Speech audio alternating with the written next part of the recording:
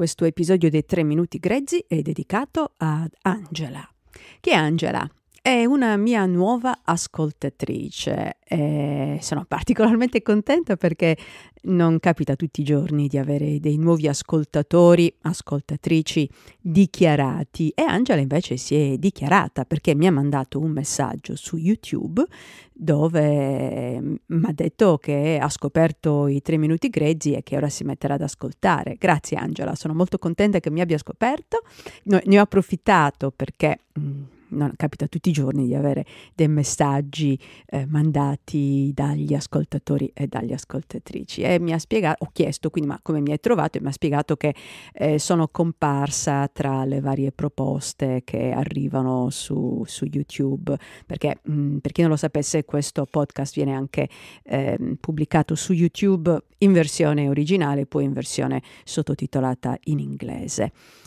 E sembrerà tenero e ridicolo questa mia grande eccitazione alla scoperta di una ascoltatrice nuova, però pensate che questo è un minuscolo podcast, piccoli sono i 3 minuti che uso per parlare, piccolo è lo spazio che prende, anche se Angela non è un podcast nuovo, questo è il secondo anno, questa infatti è la puntata 600, non mi ricordo più che cosa.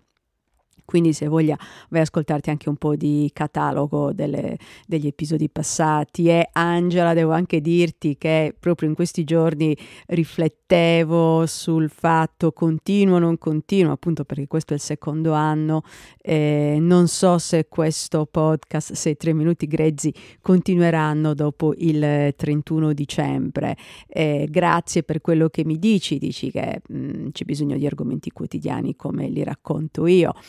Mi fa molto piacere naturalmente, ripeto, non ho ancora deciso, ma più no che sì, non credo che continuerò dopo il 31 dicembre.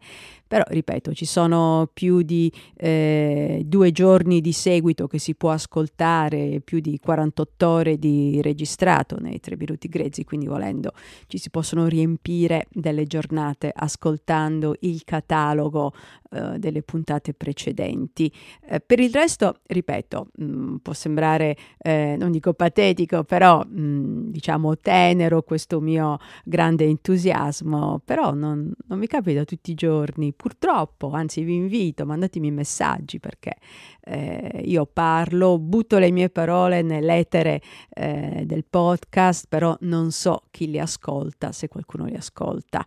Questo è quello che vi volevo comunicare adesso e, come dicevo, questa puntata è dedicata a te Angela.